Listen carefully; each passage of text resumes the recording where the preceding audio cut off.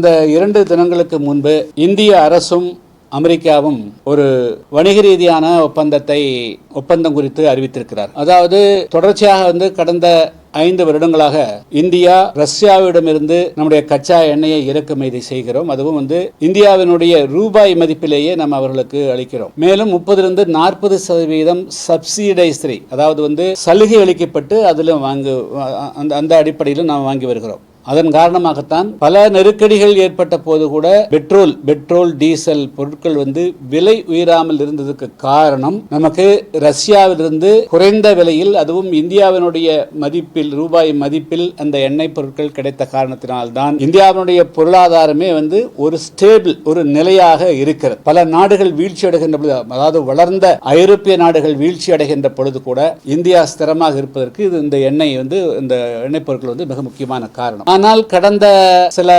மாதங்களுக்கு முன்பு அமெரிக்காவினுடைய அதிபர் ட்ரம்ப் அவர்கள் இந்தியா ரஷ்யாவிடமிருந்து எந்த காரணத்தை கொண்டும் பெட்ரோல் டீசல் பொருட்களை வாங்கக்கூடாது, வாங்கினால் நாங்கள் அதிகமான வரி விதிப்போம், அதாவது இந்தியாவிலிருந்து அமெரிக்காவுக்கு ஏற்றுமதி செய்யக்கூடிய பொருட்களுக்கு அதிகமான வரி விதிப்போம் என்ற அடிப்படையில் 18% இருந்ததை 50% உயர்த்தினார். அதனால் திருப்பூர், கரூர் போன்ற பகுதிகளில் இருந்து ஏற்றுமதியாகக்கூடிய சில பாதிப்புகள் நமக்கு ஏற்பட்டது. அது உண்மைதான். ஆனால் இப்பொழுது ட்ரம்பினுடைய அந்த நிர்பந்தத்தை வேறு விதமாக மாற்றி இப்பொழுது $500 மில்லியன், அதாவது 45 லட்சம் கோடி ரூபாய் மதிப்பிலான பொருட்களை அடுத்த 5 ஆண்டு காலத்துக்குள் அமெரிக்காவிலிருந்து இறக்குமதி செய்யக்கூடிய பொருட்களை இந்தியா வாங்க வேண்டும் என்ற நிர்பந்தத்தோடும், அதே போல எந்த காரணத்தை கொண்டும் ரஷ்யாவிலிருந்து பெட்ரோல் டீசல் பொருட்களை வாங்கக்கூடாது என்ற நிர்பந்தத்தோடும் இந்த ஒப்பந்தம் போடப்பட்டிருப்பதாக தெரிகிறது. அதுதான் அமெரிக்காவும் வெளியிட்டிருக்கிறது, இந்தியாவும் வெளியிட்டிருக்கிறது. இது போன்ற ஒரு ஒப்பந்தம் இருக்கிறது. அதாவது எந்த காரணத்தை கொண்டும் ரஷ்யாவிடமிருந்து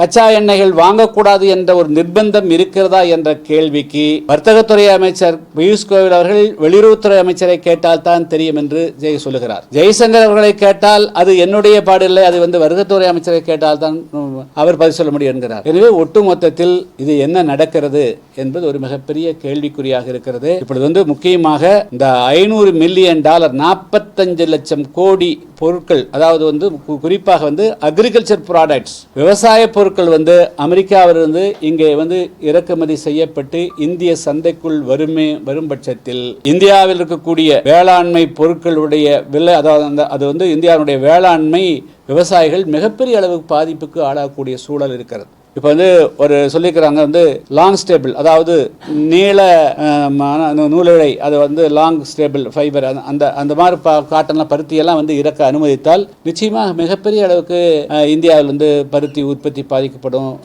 நூல் உற்பத்தி பாதிக்கப்படும், இதெல்லாம் பாதிக்கப்படும். எனவே இதை ஏன் மத்திய அரசு அமெரிக்காவினுடைய நிர்பந்தத்துக்கு அடிபணிய வேண்டும் என்பது ஒரு மிகப்பெரிய ஒரு கேள்வியாக இருக்கிறது. இது இந்தியாவினுடைய அதாவது இதெல்லாம் இது போன்ற சூழ்நிலைகள் எல்லாம் 1500, 1600, ஈஸ்ட் இந்திய கம்பெனி, கிழக்கிந்திய கம்பெனி இந்தியாவுக்குள் வந்த போதுதான், அப்போதுதான் அவர்களுடைய பொருட்களையே இந்தியாவில் இருக்கக்கூடிய அனைவரும் வாங்க வேண்டும் என்ற ஒரு நிர்பந்தம் இருந்தது. இப்பொழுது அது போன்ற ஒரு அபாயகரமான சூழல் ஏற்பட்டு விடுமோ என்ற சூழல், இந்த ஒப்பந்தம் அமலுக்கு வருமையானால், இந்த ஒப்பந்தத்தில் இரு நாடுகளும் கையெழுத்திடக்கூடிய ஒரு சூழ்நிலை உருவாகுமையானால் இந்தியாவினுடைய வேளாண்மை மிகப்பெரிய அளவுக்கு பாதிப்பு அடைப்பதற்கும், இந்தியாவுடைய இறையாண்மையே அமெரிக்கா தீர்மானிக்கக்கூடிய அளவுக்கு போயிடும். சில நாடுகள் மீது, அந்த நாடு எப்படி வெனிசுலா மீது சடனடியாக அந்த அதிபரை கைது செய்து எண்ணெய் வளங்களை கைப்பற்றி கொண்டு அது அவருடைய சொந்தம் கொண்டாடுகிறார்களோ, அதுபோல வேறு விதத்தில் மிரட்டியும் அரட்டியும் உருட்டியும்